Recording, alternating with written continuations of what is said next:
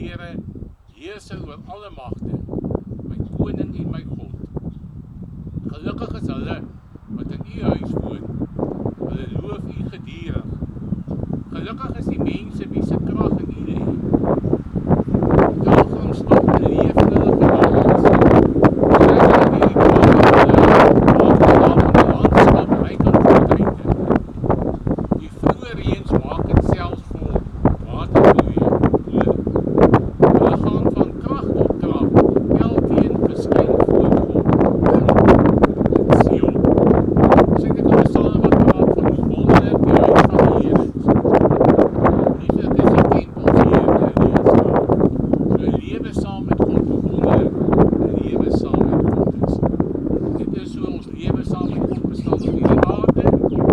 As ons die dag doodgaan, gaan ons in ons lewe saam met God voortgesit. Ewige saligheid by hom in die hemel. Ons gaan ook nou die 12 artikels voorlees.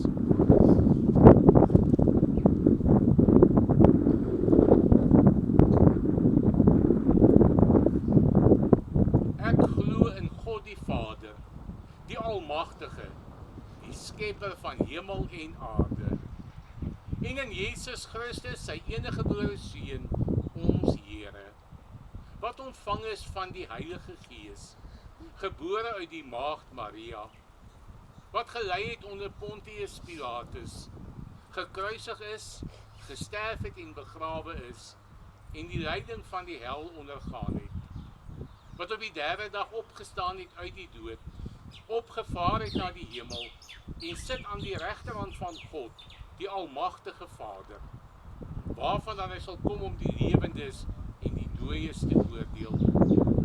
Ek glo in die Heilige Gees.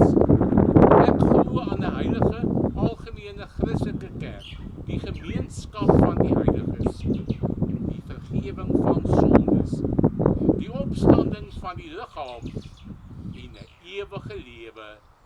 Amen. Ons bid saam. Ons Vader wat in die hemel is, ons ook hier by 'n oop graf staan om afskeid te neem van Rika, wie ons ook lief was, wat vir ons dierbaar was.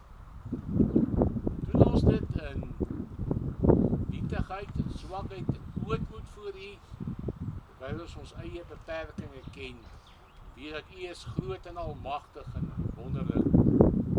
En ons wil die kans gebruik om U baie dankie te sê vir die mooi dinge wat ons saam met haar kon beleef, as familie, as gesin. Dankie vir vreugdes wat daar was, dankie vir seëninge wat daar was, dankie ook vir die bystand in die minder goeie tye en die swaarkry tye. Baie dankie dat ons weet, U is ons God wat ons deur die lewe dra, so het U hou ook deurgedra vir al die laaste tyd weens siekte, daar deurgedra, aan die ander kant veilig thuis gebring en daar ewige voorbereid vir U. Hiervoor eer ons U en loof ons U. Gaan ons so met elkeen van ons op ons pad vorentoe wees, met elkeen van haar kinders en kleinkinders, almal wat vir haar lief en dierbaar is, wil julle ook versterk en bystaan. Ons bid al hierdie dinge in die naam van U Seun, ons Here Jesus Christus. Amen.